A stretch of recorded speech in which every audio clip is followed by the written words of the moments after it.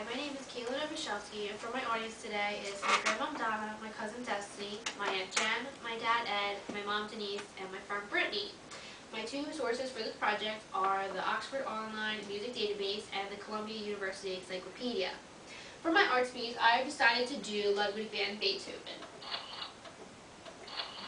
To give you a little brief overview of his life, he was born in Bonn on December 16, 1777, and died in Vienna on March 26, 1827.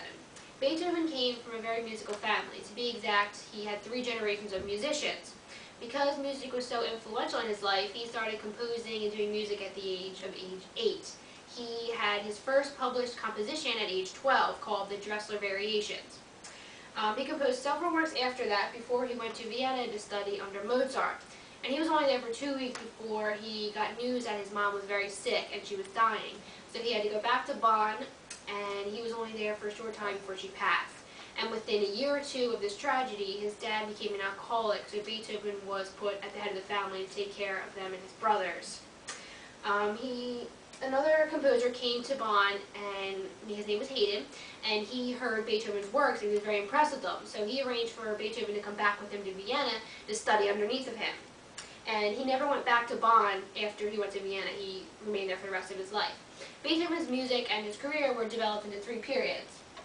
The first period was early childhood to about 1802. The second period was 1802 to about 1815, and the last period was from 1815 to 1827. The first period was a personal period.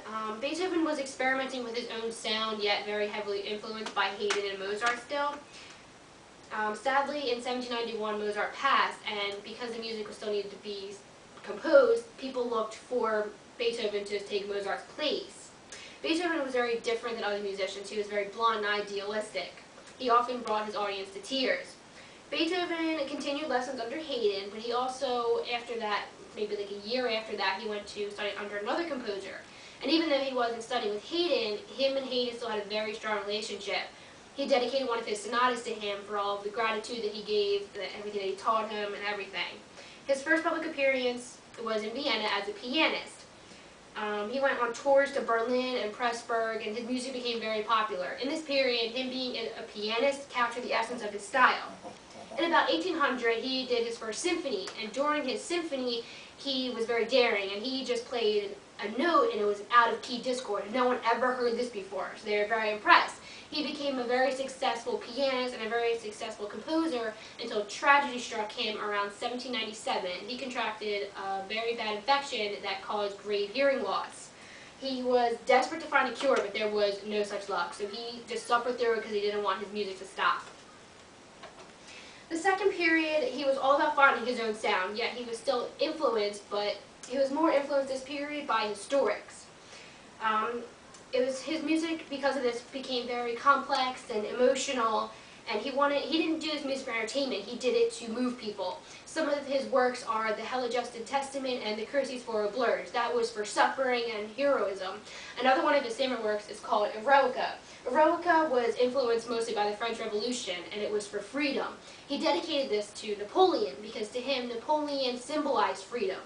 And one day Napoleon decided to call himself emperor, and that was not symbolizing freedom, that was symbolizing power. So Beethoven got really upset with this and changed the whole dedication of his song. Instead of dedicating it to Napoleon, he dedicated to in a memory of a great man. He was very essential in the movement for the Romantic era. His works came up short, though, when the French invaded Vienna, and also when he had to get custody of his nephew, because his brother Karl died, and he didn't want to leave his nephew with the bomb mom, so he tried to get custody of him, and that took a lot of his time and his energy, and his work kept getting put on hold. During the third period, this was considered one of his best works ever. It was very powerful and dynamic, and he was no more influenced by other composers. This was his sound. He owned it. Because his hearing was very bad, he had to trust that the sound that he found was genius. When he performed, he really made you feel it. When he hit the high notes, he wanted you to feel happy. When he hit the low notes, he wanted you to feel sad. Like, he literally walked through the streets of Vienna with a sketch pad, like, talking to himself. People thought he was crazy because he was trying to find sound. He couldn't rely on his ears alone because he was almost deaf. He went crazy striving for perfection. He wanted to create something so new and so unique and unforgettable. He then lost his hearing completely, and he totally isolated himself from society because he was embarrassed. He couldn't compose anymore. After he died, people actually found his composition, and when they went through it, they realized he created something new. He did. If it wasn't for his deafness, we would have saw some great works from him, more than he already embarked on the music world forever.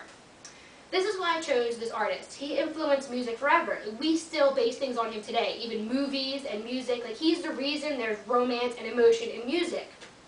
He literally brought music to an art form, just like paintings and poetry. He never gave up. He was very ambitious, even when he was deaf. Like, what musician is deaf? And that, to me, is a true artist. So, thank you.